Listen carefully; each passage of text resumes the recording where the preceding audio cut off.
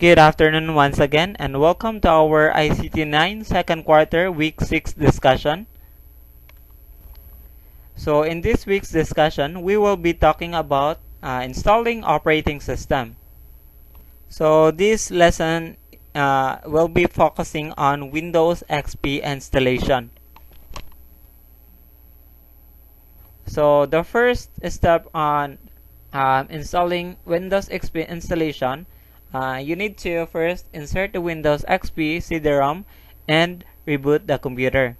So if you see a message about press any key to boot the CD, do so now. So otherwise, you will see a message about setup inspecting your system. So that is the first step. So pag merong pag in-insert mo yung CD to your computer, then ni-reboot mo yung computer, then after that, you will see press any key to boot from CD. So pag may lumabas na ganyan, just press any key on your keyboard, just any part of the keyboard. Then you will be able to boot the computer from your CD. The second step is to MS-DOS portion of setup begins. So in the first stage of setup, you will see a series of blue and gray MS-DOS based screens. So in the first step, you will be asked to press F6. So if you need to install any third-party or RAID drivers, so just press F6 if you have any, or you have to install a third-party SCSI or RAID driver, just like the picture below.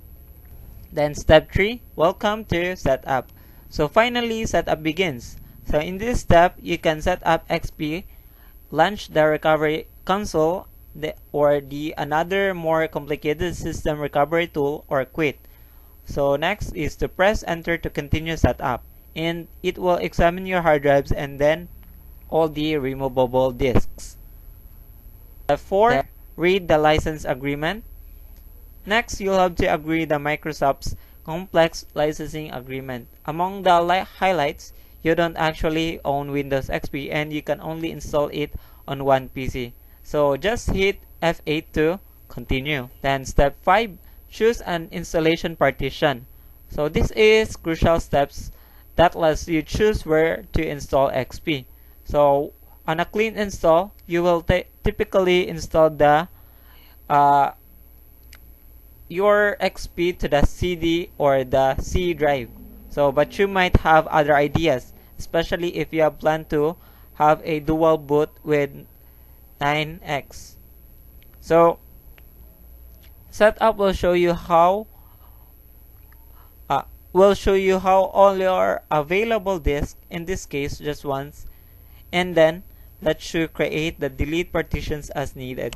So for example, if you have one disk but would like to create two partitions, for one for XP and one for your data, you can do that here. Then step 6, select the file system. So if you created a new partition or wish to change the file system of an existing partition, you can do so in the next step. So NTFS, or the new technology file system is more secure than FAT, or the file allocation system. Regardless of which file system you choose, be sure to select one of the quick format options, the top two choices, and then if you do need to format, since this will work much more quickly than a full format, so you can just maneuver in this step 6 in selecting the file system. Then step 7, optionally format the partition. So if you did choose to change or format the file system, this will occur next. So first, you'll be asked to verify the format if you are installing XP on a system with more than one partition, especially one that still holds your data on one of the partitions. So be sure you're formatting the correct partition. Then hit F1 to continue, and a yellow progress bar with will indicate that status of the format. So when this is complete, setup will again examine your disk and create a list of files to copy. Then step 8, set up folder copy paste and reboot. So setup will now copy system files to the system or boot partitions you just created. So this will allow the PC to boot from the C drive and continue setup in GUI mode. So when the file copy is complete, setup will initialize and save your XP configuration, and it will then reboot your PC. So when the system reboots, you will probably see the press any key to boot from the CD message again. So if this happens, do not press any key. Setup will now boot from your C drive. So in the event that you cannot prevent the CD-based setup from reloading, eject the CD and reboot. So setup will ask for the CD when is needed. Then for step 9, GUI setup begins. So once the system reboots, you will be presented with the GUI setup phase, so which is more attractive than the DOS mode phase. As you progress through GUI setup, so you can read promotional information on the right side of the screen about XP.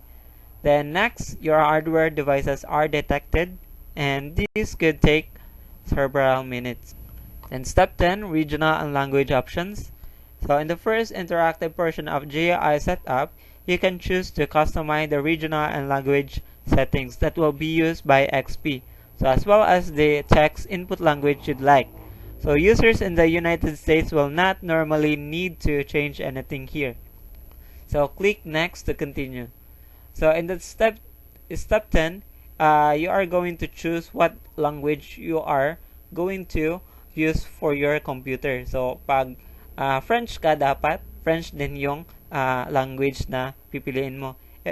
If ever you can understand French or any other language, you can also choose any language you want that you can also understand. So that is how you do the regional and language options. Then step 11, personalize your software. So now enter your name and your company. The name you enter is not the same as your username. So incidentally, you should enter your real name here, just like example Rosalie Lejero or whatever. Then click next to continue. In step 12, enter your product key. So now you must enter the 25 character product key that is located in the orange sticker found on the back of the CD holder. So that came with Windows XP. So you cannot install XP without a valid product key. Later on, you will be asked to activate and optionally register your copy of Windows XP. So a product key can be used to install XP only on one PC. So click next to continue. Then step 13, enter a computer name and administrator password. So in the next phase of setup, you can create a name for your computer which is used to identify it on a network. And then optionally, in Pro Edition only, a password for the system administrator. This is the person who controls the PC. This will generally be you, of course. So in this step 13, you are going to enter your computer's name that will be seen on the network or to be identified it on the network, and then your administrator's password. So you can this is your password. Then step 14, supply your date and time settings. So next, you can supply the date and time, which are auto set based on information in your BIOS, and the time zone, which is irritatingly set to PST, which is where Microsoft is. So change this as appropriate. Then click next to continue. Then step 15, network setup. So if you have a networking card or modem, setup now install the networking components, which include the client for Microsoft Networks, file and print sharing, the quality of service or QoS packet scheduler, and the TCP or IP networking protocol by default. And step 16A, choose networking system settings. So in this phase, you can choose to keep the default settings as recommended or enter custom settings. So note that XP doesn't include the legacy net BEUI protocol out of the box. So if you want to use this protocol, you will need to install it later from the XP. Then click next to continue. Okay, so this is for Windows XP Professional only. So if you do not have this, just click continue. So step 16B, enter workgroup or domain information. So in Windows XP Professional only, you will be able to select a workgroup or domain name next. Home Edition doesn't work with Windows domains. However, in Setup will automatically supply the workgroup name MS Home, so which you can change later. So the default workgroup name in XP Pro is Imaginatively Workgroup. So you can just put or input workgroup, the word workgroup on the computer, then click next then step 17, setup completion. So from this point on, setup will continue to completion without any further need for interaction.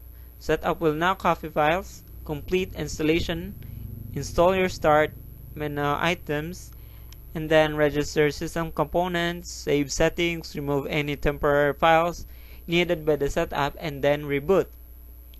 Then again, you will probably see the press any key to boot from CD message on reboot. So if this happens, do not press any key and your new XP install will boot up. So you can remove the XP setup CD now. Then for step 18, first boot, you'll be greeted by the XP splash screen on your first boot. So this actually appears briefly when you're rebooted into GUI setup as well. So the splash screens for XP Pro and Home are subtly different. Then step 19, change display settings. Users with CRT monitors and some LCDs such as laptops and flat panels display will see a display settings dialog appear. So which asks whether you'd like to XP to automatically set the resolution. So this will generally change the resolution from 800 to 600 to 1024 times 768 on a CRT monitor or to the native resolution of an LCD display. Then click OK and then let XP change the resolution. So then accept the settings if the screen display changes and then can be read. So if you can see the display, it will time out after 30 seconds and then return to suboptimal 800 times 600 resolution. Then after that, click OK to accept the screen resolution to change. Then step 20, you will now then directed to Welcome to Microsoft Windows.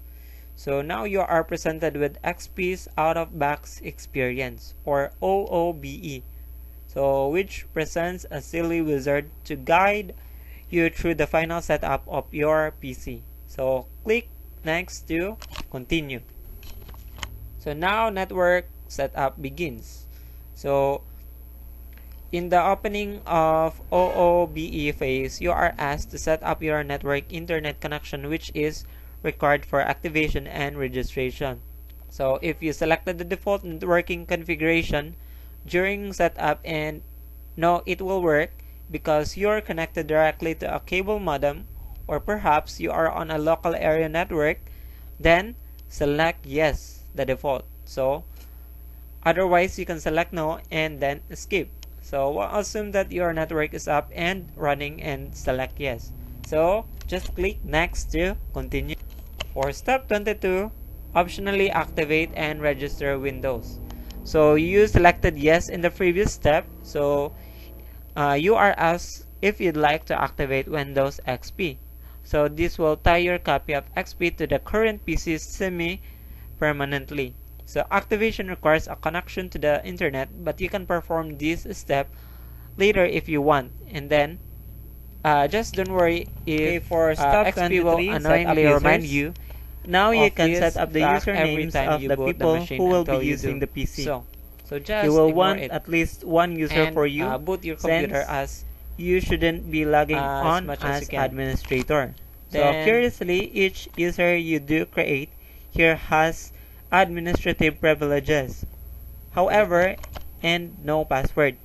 So you should set up your users correctly with passwords as soon as possible.